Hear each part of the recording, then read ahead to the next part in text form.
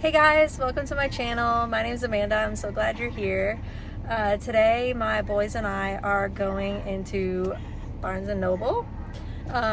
They just finished their testing for the school year, and as a reward they get to have they get to pick out a book, and then we're gonna go kind of across the street to Krispy Kreme and get a donut.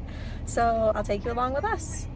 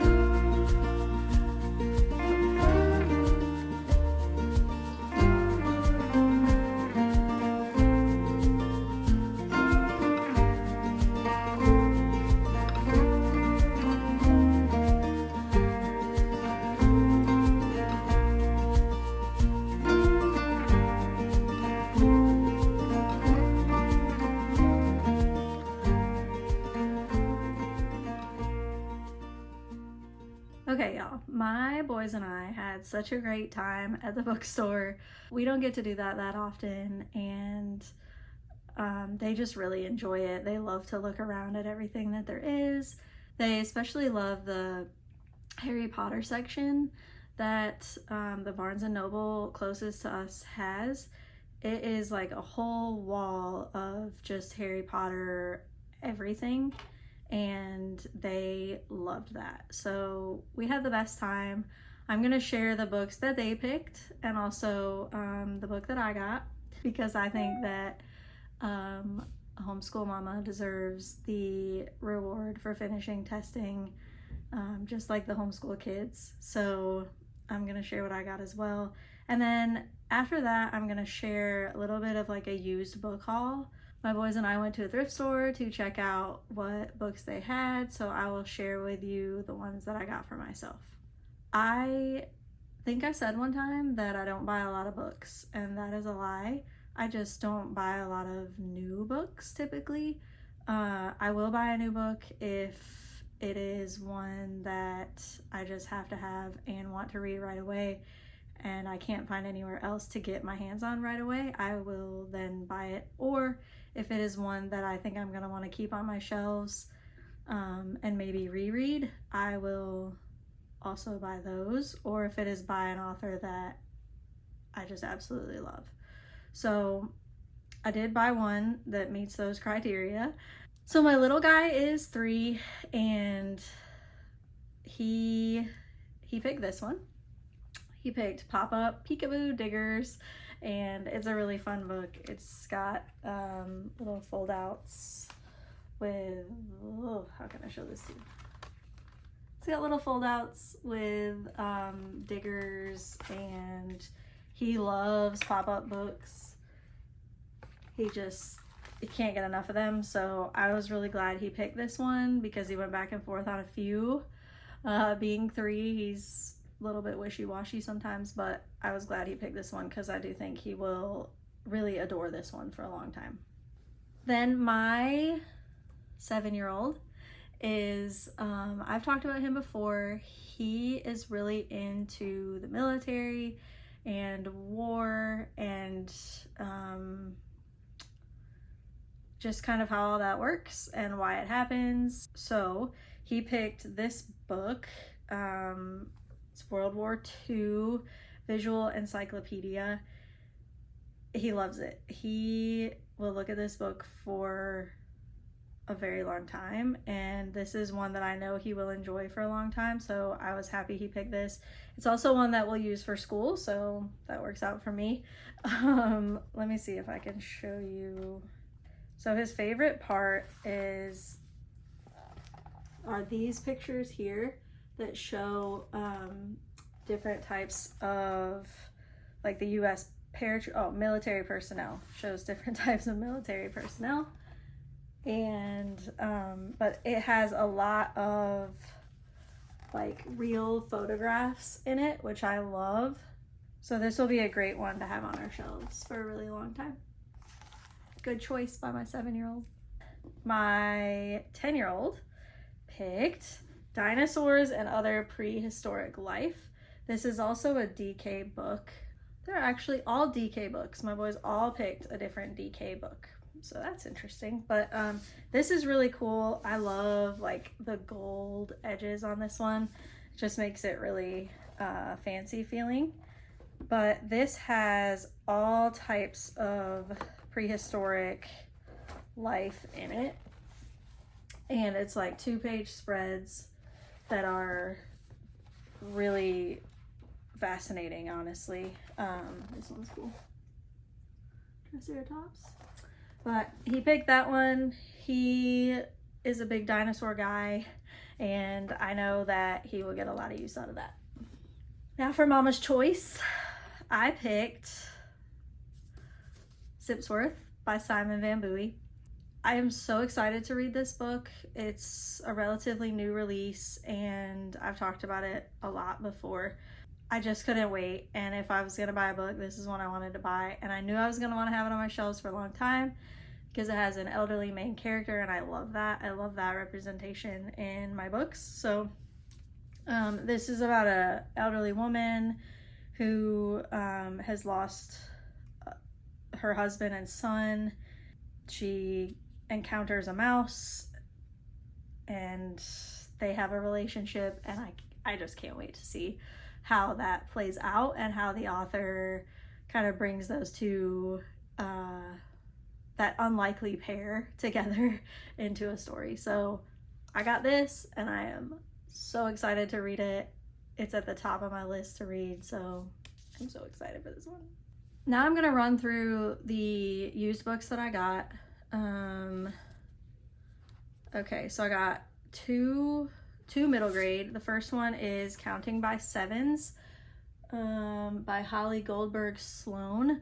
I really wanted to read this for middle grade March, but I couldn't get my hands on it. So when I saw it, I grabbed it because I believe this has a neurodivergent main character, which I love. And it is also a book that I think that I would want my boys to read eventually. So I'm excited to have it, a physical copy of it. I believe it is about a girl who is quirky and gifted, I believe. So on Storygraph, it says, this is an intensely moving middle grade novel about being an outsider, coping with loss, and discovering the true meaning of family. So I am really looking forward to this one. So the other middle grade book that I grabbed is Prairie Lotus by Linda Sue Park. I have seen this kind of everywhere in the homeschool world. So it's a historical fiction, it looks like, and it says, in a setting that will be recognized by fans of Laura Ingalls Wilder's Little House books, this compelling story of resolution and persistence, told with humor, insight, and charm, offers a fresh look at a long-established view of history. So I love that. I love that it gives kind of a different perspective on historical events that we've all kind of heard of. I think it will be super interesting, and it looks like it has a female main character, which I love for my boys to read about. So I can't wait to read this one, and then I'm hoping that my boys will get to read it eventually too. The next book I got is Last Child in the Woods, Saving Our Children from Nature Deficit Disorder by Richard Louv. So this is another one that I've seen a lot in the homeschool world and community. The premise of it is it's nonfiction. This guy writes a lot about kids being in nature, and I am not great about getting my kids into nature enough, and it's something that I want to do better at in the next year. So this says, in his landmark work, Last Child in the Woods, Richard Louv brought together cutting-edge studies that pointed to direct exposure to nature as essential for a child's healthy physical and emotional development. It says his book will change the way you think about our future and the future of our children. So yeah, I'm interested to see his perspective on it and to see what I can gain from it and how I can take what works for us and apply it to our homeschool and our life to get my kids into nature more, and me, because I think it's good for all of us, right? Not just kids. So I'm excited to read this one. The next one I got is The Mystery of Three Quarters by Agatha Christie.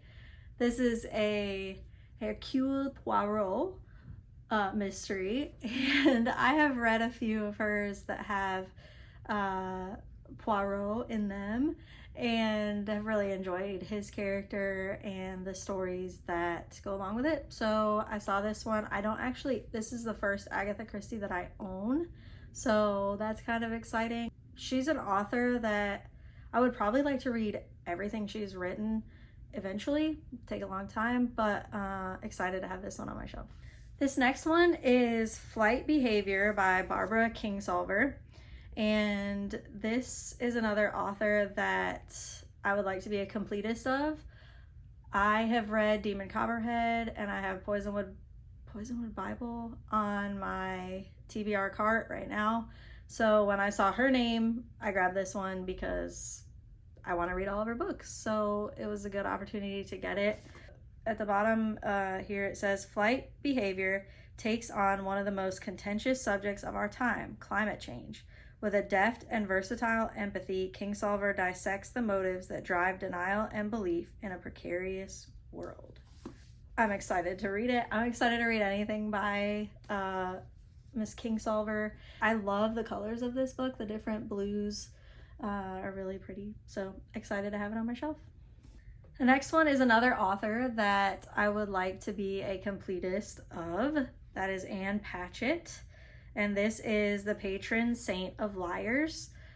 Anne Patchett is a great writer, and I have enjoyed several of her books, Tom Lake, The Dutch House, and several books recommended by her that I have loved. So I have wanted to read this one for a while. Let's see. St. Elizabeth's is a home for unwed mothers in the 1960s. Life there is not unpleasant, and for most it is temporary. Not so for Rose, a beautiful, mysterious woman who comes to the home pregnant but not unwed. She plans to give up her baby because she knows she cannot be the mother it needs. That's just fascinating to me. I can't wait to read this one and see how the author develops that storyline, and I know it's going to be good because it's Anne Patchett, but interesting topic that I haven't really read a book about yet. So I can't wait to read it. Okay, and the last book that I got is called The Hate You Give by Angie Thomas. This is a young adult book. It is one that was recommended by a friend at church. I think it's going to be a really important book, and maybe not the easiest to read, but something that I definitely want to read. It has 2 awards on the front. It's got the Michael Prince Award for Excellence in Young Adult Literature honor book, and then it also won the Coretta Scott King Award.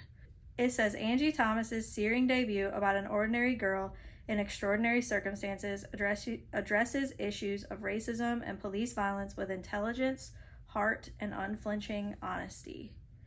I'm really looking forward to reading this one. The person who recommended it to me, I would read just about anything she recommended. I think she's a really great reader and has a lot of good insight into books. So when I saw this, I was super excited to have it on my shelves because I just know it's going to be one that I want my boys to read too eventually. So really excited and looking forward to this one.